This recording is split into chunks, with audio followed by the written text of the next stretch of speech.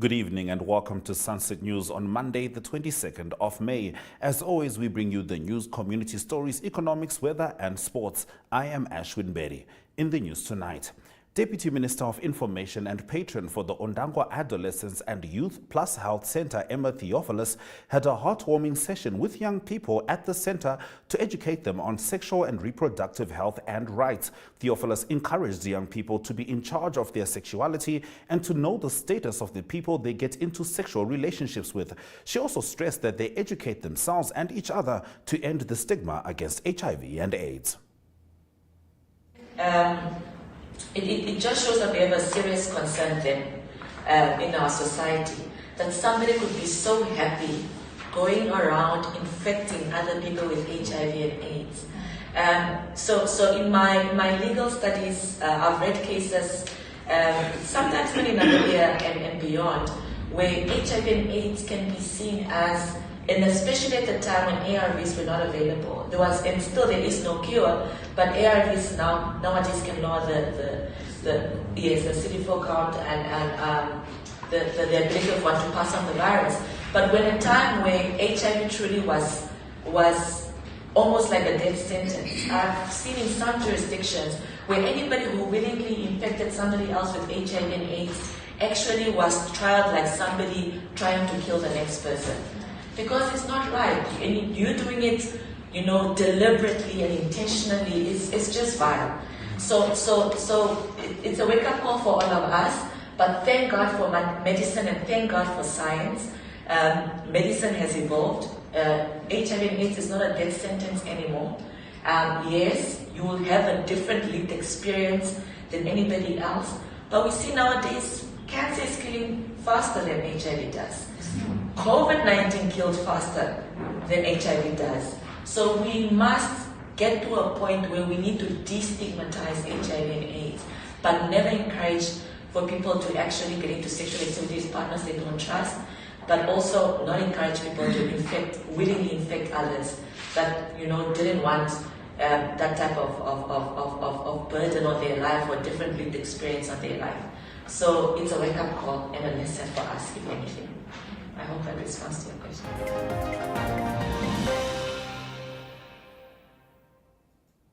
IPPR's Frederico Links launched a new procurement tracker in addition to highlighting recent events that occurred at Trans-Namib. According to Links, the company is following the footsteps of Air Namibia and might face the same fate.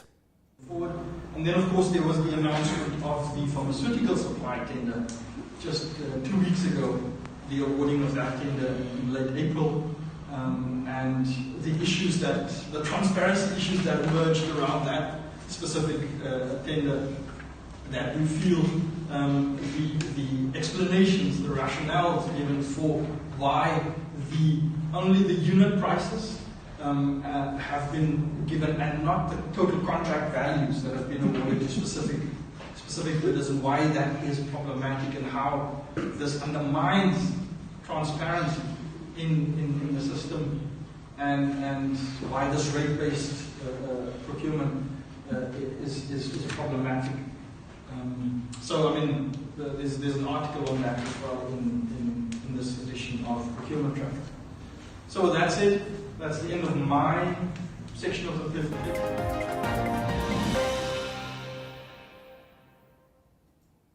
SWAPO Vice President Netumbo Nandi-Ndaitwah has called upon SWAPO members to unite following the outcome of last year November's SWAPO Elective Congress. She made these remarks on Saturday during a rally in Rundu.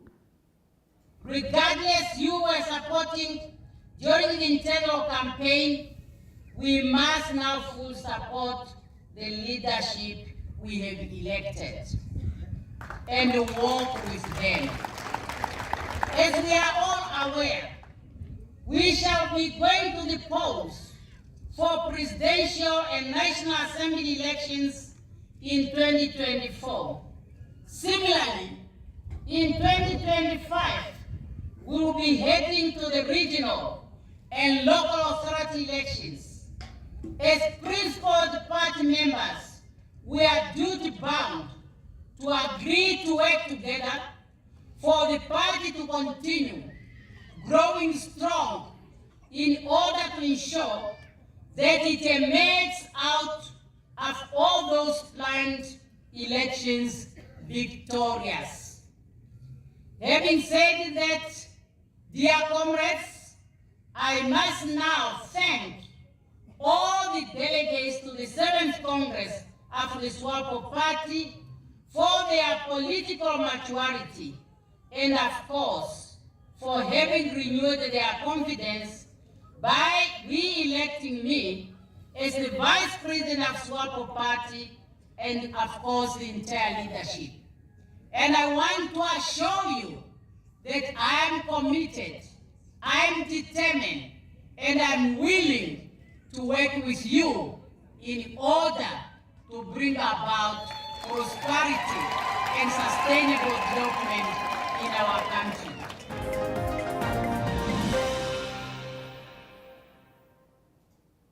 Those have been our top stories. Now, Simont, Namibia held a groundbreaking ceremony earlier today. We'll be looking at that as we head into Story of the Day. Welcome to My.NA Cars, your ultimate destination for everything automotive. I am your host, Diana Master. Teamwork makes the dream work, right? Discover the latest models, innovative technologies, and expert insights from our passionate hosts. Learn essential maintenance tips and get exclusive behind-the-scenes access to the automotive industry. Don't miss My.NA Cars on NTV every Thursday at 2100 hours. Tune in and ignite your passion for automobiles.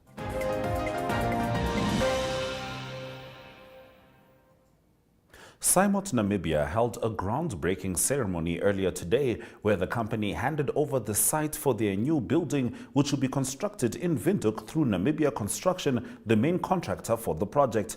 The 115 million Namibian dollar project is expected to be completed in a period of 16 months. Simont, Namibia has 18 branches in Namibia, 4 of which are in Windhoek. The new building is set to have an economically friendly footprint and have a solar power installation on the roof. Simont, Namibia this year celebrates their 75th anniversary and plans to roll out new product lines with the opening of their new branch. Globally, there is a time of uncertainty. We are living in an era of rising interest rates. There's general economic pressure. I think if we don't say that, we are mistaken. And then post-COVID and the Ukrainian-Russia war still in progress, all doesn't create a feeling of equality. However, in this time, Simont still continues to reinvest into the local economy, and Simont shows its commitment to Namibia as a whole, even during these adverse and uncertain times. Why do we do it?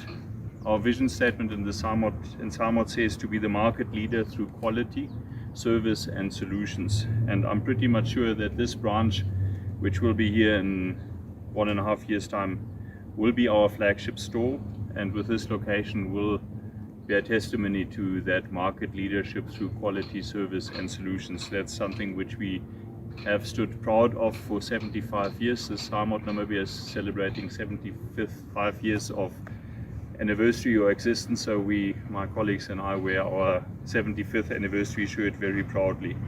And then, as I said, Simont is a wholly Namibian company. We will also have a very strong green sport display in these facilities. Green Sport is also our own house brand. It's our brand. It's one of the strongest Namibian owned brands, which is a truly Namibian. So together with being locally owned, I think we stand here very, very proud to officiate and hand over the site to Namibia Construction as main contractor for this site. A very small professional team, and what we have achieved since we sat together in September last year to where we are now is remarkable. So unfortunately there's nobody from the city of Windhoek, but I think we should say thank you to the city as well for playing along with us and not being stroppy with the issuing of the building permit. So without further ado, and the project and numbers, I think the media will appreciate that most probably. It's got a building period of about 16 months. So we're looking at the opening in spring, Christmas 2024, next year spring. The total investment which the Simont Group will put into this project is about 115 million. We will have about 160 parking bays on these premises. There will be on that side where this fence stops, there will be a pedestrian link to the Grove Mall, which is very, very important for us in terms of giving the customer the shopping experience. And then we will, apart from the current range of products which SAMR does do now, we will also be adding new product lines, so watch this space. And then last but not least, but equally important, is that this building will have an economically friendly footprint. So we will have solar on the roof right from the word go, and we look at how we can reduce the carbon impact which we do as a result of this project.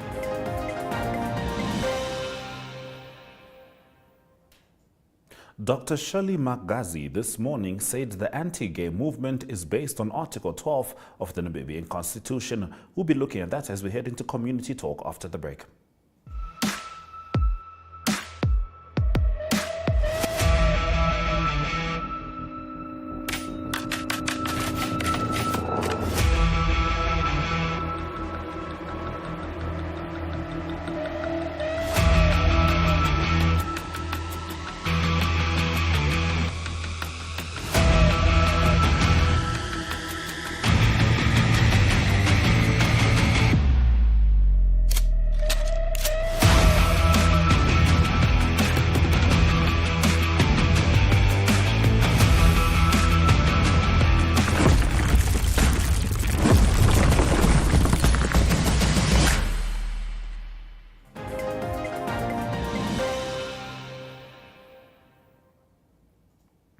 Dr. Shirley Magazi this morning said the anti-gay movement is based on Article 12 of the Namibian Constitution, which protects decency and morality. She also accused the Supreme Court of having undermined the country's laws and sovereignty, seemingly to pave the way for the decriminalization of the sodomy law.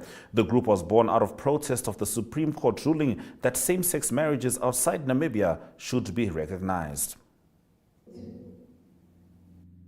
As a law that speaks against this is the common law of sodomy. Essentially, what our honorable judges have done is to legally or authoritatively give license to all men that are engaged in sexual relations with each other to actually embark on a criminal act, and that is the act of sodomy.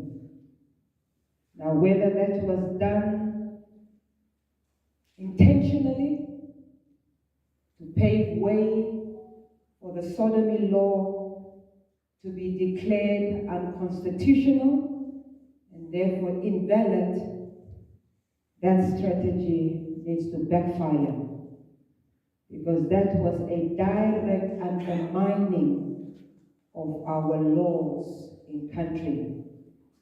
Our constitution is very clear that the common law becomes part of the Namibian law, according to Article, I think, 140, until such a time as it has been declared unconstitutional. That has not happened. And so that was overlooked, whether intentionally or unintentionally. That is an error. Secondly, Article 1 of our Constitution is very clear that Namibia is a sovereign nation, and it is the Constitution that is the supreme law in our nation. Having said that, as a sovereign nation, we cannot uphold other jurisdictions' constitutions. We cannot uphold other nations and countries' views and opinions and agendas. Namibia must be respected as a sovereign nation.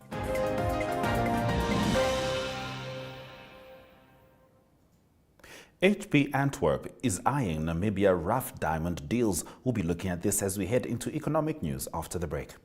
Welcome to What's Cooking, where culinary passion meets expert insights. Somebody must really want to cook and want to cook good food. Immerse yourself in the bustling world of professional kitchens as top chefs create mouthwatering dishes. Join us for in-depth interviews as our host explores the experiences and expertise of our guest chefs. Don't miss out. Tune in to What's Cooking on NTV every Friday at 2100 hours and let the culinary adventure begin.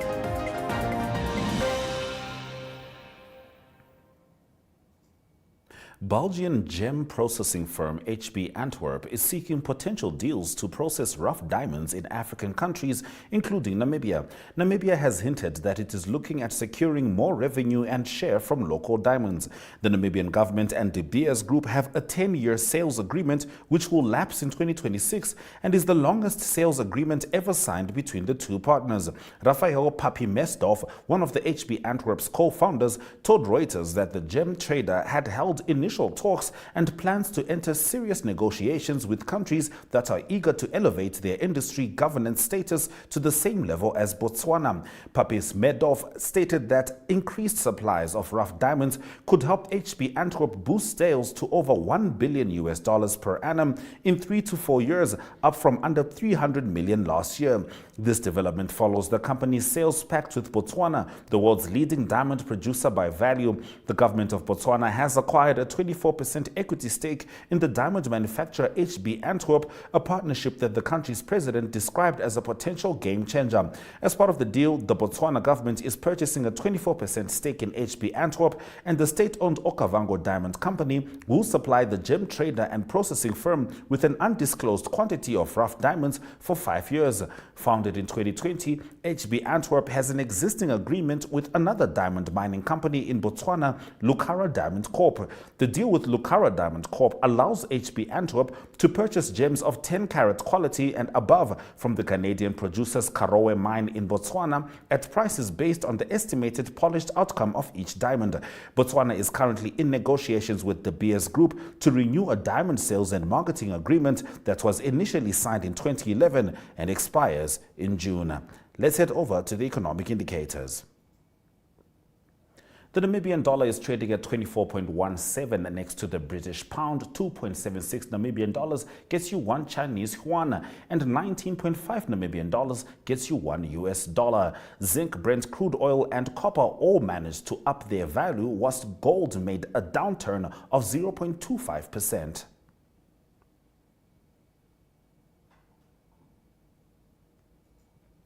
German Chancellor Olaf Scholz on Monday said he prefers US President Joe Biden to his predecessor Donald Trump. Stay with us as we head into international news. Welcome to Active Kids, a daily TV show that sparks creativity, learning, and fun for young minds. With exciting activities and lessons, Active Kids inspires curiosity and a love for learning. New face to the 15. The perfect mix of play and education. Don't miss out on the fun.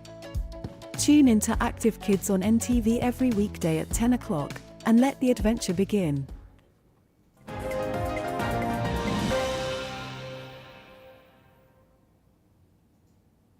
German Chancellor Olaf Scholz on Monday said he prefers US President Joe Biden to his predecessor Donald Trump and hoped Biden would be re-elected for a second term in office. Addressing pupils at a primary school close to Berlin, Scholz accused Trump of being divisive and that he would be bad not only for the United States but also for Germany. The unusually direct language used by Scholz could reflect how bilateral relations were often strained during the Trump presidency, led at the time by Scholz's predecessor Angela Merkel when Scholz was finance minister.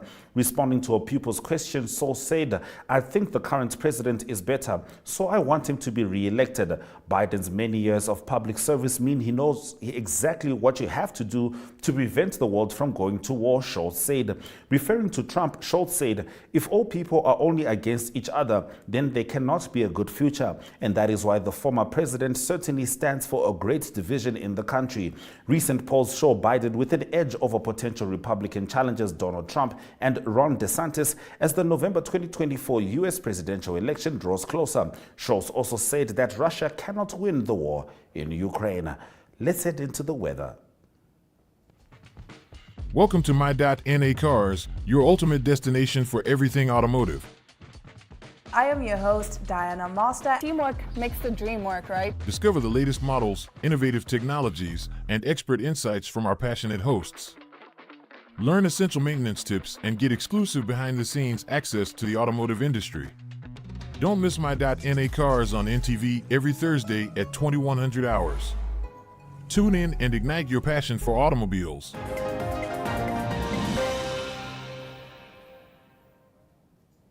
As promised, here are the weather predictions. Oshakati is sunny. In fact, most places in Namibia are sunny, some hotter than others. However, Rundu and Nenana with maximums of 33 degrees, whilst Katima is on a 34-degree maximum. Capital Windhoek has a 13-degree minimum. Keetmanshoop has a minimum of 14 degrees, whilst it's partly cloudy in Ariamsvlei and Oranjemund. Oranjemund being the coldest in the country with a 10-degree minimum, whilst Mariento has a 30-degree maximum and sunny conditions. Stay with us as we head to the sports desk with Sports Wrap shortly. Welcome to What's Cooking, where culinary passion meets expert insights. Somebody must really want to cook and want to cook good food. Immerse yourself in the bustling world of professional kitchens as top chefs create mouth-watering dishes. Join us for in-depth interviews as our host explores the experiences and expertise of our guest chefs. Don't miss out. Tune in to What's Cooking on NTV every Friday at 2100 hours and let the culinary adventure begin.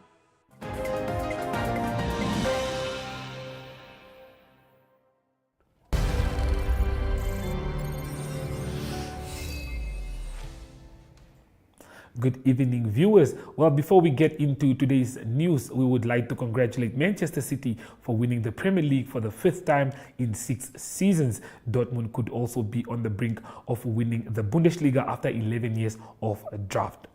Well, the Standard Bank NSSR Super League is back, and we had some action this weekend actually, with Windhoek Gymnasium, who traveled to the coast to take on Walvisbaai Private School, while Tsumeb Gymnasium also won their game against El Nathan, with both teams only being introduced to the Super League this season once more.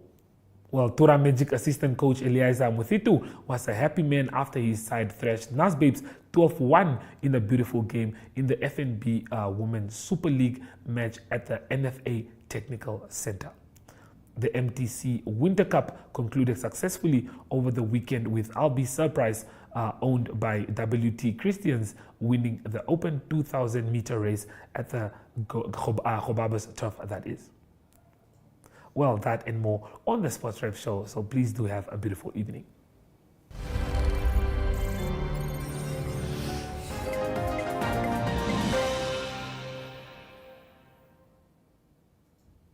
Exciting sports from over the weekend. Stay with us as we head into the highlights from this evening's broadcast.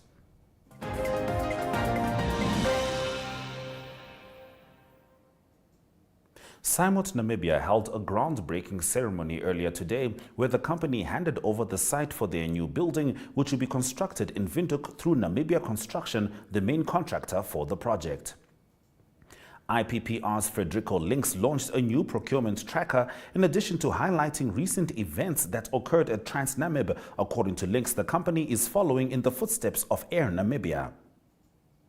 And the MTC Winter Cup concluded successfully over the weekend, with Able Surprise, owned by WT Christians, winning the Open 2000 meter race at the Gobabis turf. In second and third place were Bold Diva and Angomund Racing and Starlisle from Okahanja Racing, respectively. And with that, we have come to the end of the broadcast. Make sure you join Sunset News on all NMH platforms. Sunset News screens on DSTV 285 and GoTV 25 every weekday and Sunday from 7:30 to 8 p.m. This has been Sunset News. I am Ashwin Berry. Don't end your day without us.